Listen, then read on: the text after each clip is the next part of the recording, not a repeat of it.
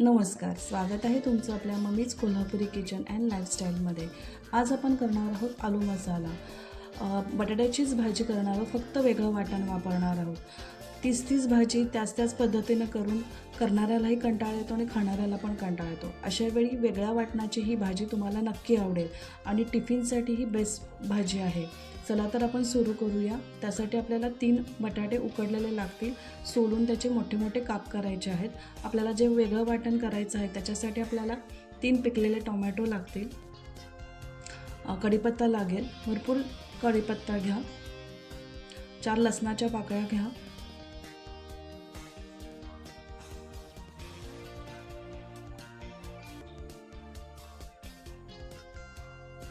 आणि आले 1 इंच लागेल। आता हे आपल्याला पाणी न घालता थोडंसं जाडसर असं वाटायचं आहे।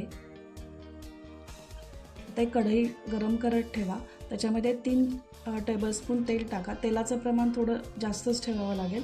मोहरी, जिरे, हिंग, हळद आपल्याला टाकायचं आहे। सुरुवातीला मोहरी टाकूया, मोहरी आणि जिरे टाकूया। मोहरी जिरे तडतडले की त्याच्यामध्ये 2 कांदे बारीक कट करून टाका। कांदा गुलाबीसर परतवायचा आहे। आपण इथे उभा पातळ चिरून टाकलं तरी चालेल। कांदा थोडा परतला की हळद आणि हिंग पाव टीस्पून टाका, तेही व्यवस्थित परतून घ्या। थोडीशी चटपटीत अशी ही भाजी असणार आहे। आता कांदा व्यवस्थित परतलेला आहे। आता आपण ते केलेलं वाटण सगळं ह्याच्यामध्ये टाकायचं आहे। आता हे कच्चं टोमॅटोचं वाटण असल्यामुळे आपल्याला तो व्यवस्थित भाजायला लागणार आहे। आता मीठ आणि साखर चवीनुसार टाका, ज्याच्यामुळं ह्यातलं पाणी लवकर आटेल आणि आपलं हे वाटण व्यवस्थित भाजलं जाईल। तर व्यवस्थित ते परतवून घ्या 2 ते 3 मिनटं। आता हे झाकून 5 मिनिटासाठी आपण ठेवूया। अधूनमधून हलवत राहा, ज्याच्यामुळे त्यातलं खाली लागणार नाही।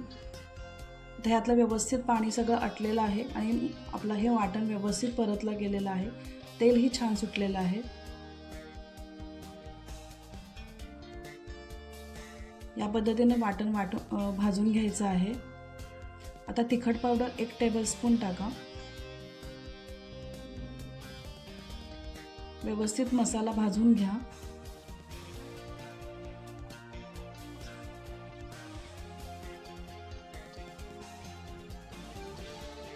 गरम मसाला 1 टीस्पून आणि धणे पावडर आपल्याला 1 टेबलस्पून टाकायचे आहे। धने जिरे पावडर 1 टेबलस्पून टाकायचे आहे। आता हे सगळे गरम पावडर मसाले व्यवस्थित परतवून घ्या।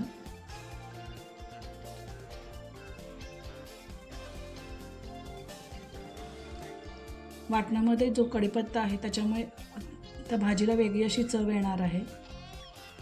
आता बटाट्याच्या फोडी टाकायच्या आहेत, मोठे मोठेच पीस करायचे आहेत। मीठ आणि कसुरी मेथी टाकायची आहे। इथे कसुरी मेथी मी 1 टेबलस्पून वापरलेली आहे। आता व्यवस्थित तो मसाला त्या बटाट्याला लागेल इतपत व्यवस्थित परतून घ्या। बटाट्याच्या फोडी मोडू नयेत म्हणून जरासं मोठ्या फोडी करायच्या आहेत। आता ह्याला 1 मिनिट 2 मिनटं वाफ द्यायची आहे।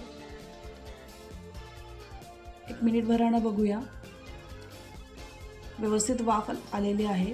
मसाला खाली लागू नये म्हणून थोडासा पाण्याचा हापका जरी दिला तरी चालेल। वरून भरपूर कोथिंबीर टाकूया आणि आपली ही भाजी तयार झालेली आहे। डब्यासाठी किंवा एखाद्याच वेळी साईड डिश म्हणून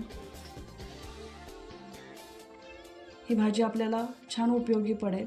जर तुम्हाला ही भाजी आवडली असेल तर लाईक करा, शेअर करा, कमेंट करा।